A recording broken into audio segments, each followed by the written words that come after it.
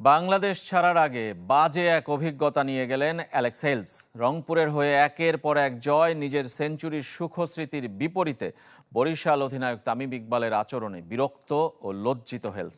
তামিম তাকে ব্যক্তিগত বিষয় নিয়ে আক্রমণ করেছেন এমন অভিযোগ করেছেন হেলস। সিলেট থেকে রেদওয়ান শোয়েবের রিপোর্ট। ম্যাচ শেষে আনন্দে মাতোয়ারা রংপুর রাইডার্স। অবিশ্বাস্য কীর্তি গড়া নুরুল হাসান সোহান সেই আনন্দের মধ্যমণি। ডাগআউট থেকে ছুটে এসেছেন সতীর্থরা, কোচিং স্টাফ সহ বাকিরাও ব্যস্ত উদযাপনে। বিষণ্ণ প্রতিপক্ষ ফরচুন বরিশাল ক্রিকেটাররা, বিশ্বাসই হচ্ছে না এমন হার। সে সময় হঠাৎ ক্যামেরায় ধরা পড়লেন তাদের অধিনায়ক তামিম ইকবাল। তাকে থামাতে ব্যস্ত রংপুর টিম ডিরেক্টর। আরেকদিকে অ্যালেক্স হেলসকে থামাচ্ছেন শেখ মেহেদী। কি হয়েছিল সে সময় জানেন না নুরুল হাসান। এটা আমি খুব কাছ থেকে দেখি নাই, বাট আমিও এদিকে আসার পর দেখেছি। শেষ পর্যায়ে যখন ব্যাক করেছি, আমি আসলে যাওয়ার পর হয়তো বুঝতে পারবো যে কি নিয়ে আসলে হয়েছে, বাট কিছু একটা হয়েছে। আমিও এটা দেখেছি, বাট আমি ছিলাম না এখানে। তবে তো জানিয়ে গেছেন হেলস নিজেই। আমার মনে হয় ম্যাচ হেরে সে আপসেট ছিল।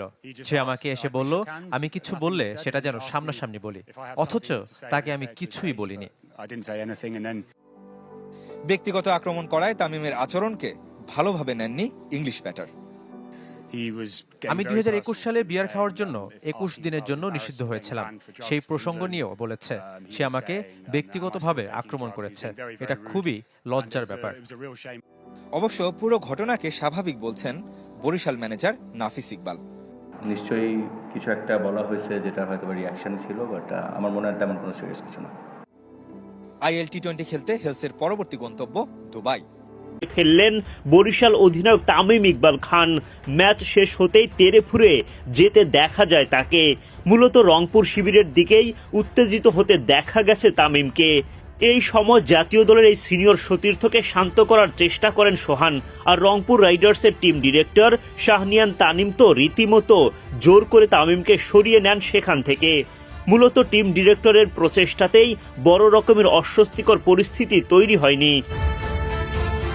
এদিকে রংপুর বরিশাল ম্যাচে এদিন ফাইনালের আগেই ফাইনাল দেখে ফেললেন ভক্তরা। পুরো ম্যাচেই উত্তেজনার কোনো কমতি ছিল না। বিরল অবস্ট্রাক্টিং দ্য ফিল্ড আউটের শিকার শেখ মেহেদী। সেই আউট নিয়ে তুমুল বিতর্ক। জাহান্দাদ খানকে ফিল্ডিংয়ের সময় আটকালেন সোহান, যদিও আউটের শিকার হয়ে মাঠ ছাড়তে হলো মেহেদীকে। এমন আউটের পর শেষ ওভারে অবিশ্বাস্য রকমের ব্যাটিং নুরুল হাসান সোহানের। প্রায় হেরে যাওয়া ম্যাচটা জেতালেন তিনি। এমন ব্যাটিং কে কবে দেখেছে? টানা 6টা বাউন্ডারি হাঁকান রংপুর অধিনায়ক সোহান।